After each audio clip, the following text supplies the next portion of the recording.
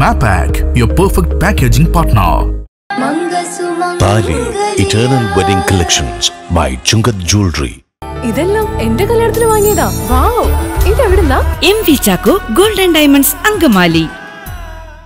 മഴക്കാല ദുരന്തങ്ങൾ നേരിടാൻ അങ്കമാലി നഗരസഭ സർവ്വസജ്ജം.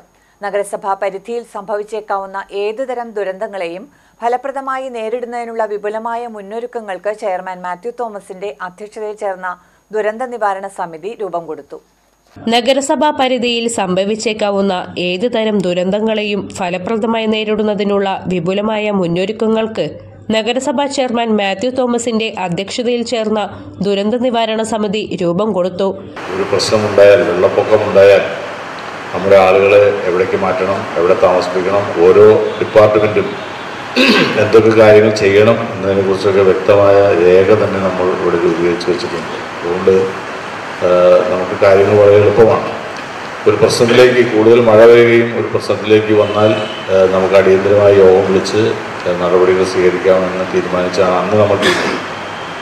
ഇന്നിപ്പോൾ നമുക്കറിയാവുന്ന പോലെ എല്ലായിടത്തും മഴ സാമാന്യം കനത്ത രീതിയിൽ വന്നിരിക്കുന്നു. അതിനേക്കാൾ ഉപരി നമ്മുടെ വയനാടൻ മേഖലകളിൽ വലിയ തോതിൽ മലയിടിച്ചിലും വലിയ ദുരന്തങ്ങളൊക്കെ ഉണ്ടായിരിക്കുകയാണ്.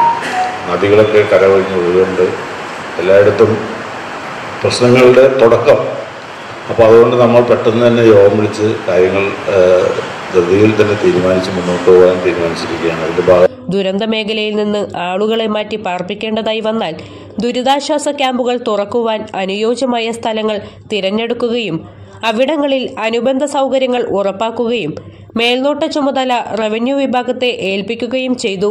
അടിയന്തര ഘട്ടങ്ങളിൽ ആവശ്യമായ എല്ലാവിധ സഹായങ്ങൾക്കും നേതൃത്വം നൽകുവാൻ വേണ്ടത്ര പോലീസ് സേനയെ നിയോഗിക്കുവാൻ അങ്കമാലി പോലീസ് സ്റ്റേഷൻ അധികാരികളെ ചുമതലപ്പെടുത്തി. കുടിവെള്ള വിതരണത്തിന് ഭംഗം വരാതെ നിലനിർത്തുവാനും കുടിവെള്ള വിതരണ ശൃംഖലയുടെ അറ്റകുറ്റജോലികൾ പൂർത്തിയാക്കുവാനും വാട്ടർ അതോറിറ്റി വിഭാഗത്തിന് ചുമതലപ്പെടുത്തി. ആവശ്യഘട്ടങ്ങളിൽ രോഗി പരിചരണത്തിനായി പ്രത്യേക സംവിധാനം ഏർപ്പെടുത്തുവാനും ആരോഗ്യ വിഭാഗത്തിന്റെ സേവനം മുഴുവൻ സമയവും ലഭ്യമാക്കുന്നതുമായി താലൂക്ക് ആശുപത്രി സൂപ്രണ്ടിനെ ചുമതലപ്പെടുത്തി. വൈദ്യുതി വിതരണ ശൃംഖലയിൽ അപകടങ്ങൾ ഒഴിവാക്കുന്നതിനാവശ്യമായ മുൻകരുതലുകൾ സ്വീകരിക്കുവാനും ദുരന്ത മേഖലയിൽ സേവനം നടത്തുന്നതിനായി പ്രത്യേക വിഭാഗത്തെ നിയോഗിക്കുവാനും പൊതുജനങ്ങളെ ബോധവൽക്കരിക്കുന്നതിനാവശ്യമായ നടപടികൾ സ്വീകരിക്കുന്നതിനും വൈദ്യുതി വിഭാഗം എക്സിക്യൂട്ടീവ് എഞ്ചിനീയറെ ചുമതലപ്പെടുത്തി. ദുരന്ത സാധ്യതാ പ്രദേശങ്ങൾ അടയാളപ്പെടുത്തുവാനും പരിശീലനം ലഭിച്ച പ്രത്യേക വിഭാഗത്തിന്റെ സേവനം സേനാംഗങ്ങളോടൊപ്പം ഉപയോഗപ്പെടുത്തുവാനും ഫയർഫോഴ്സ് അധികാരികളെ ചുമതലപ്പെടുത്തി.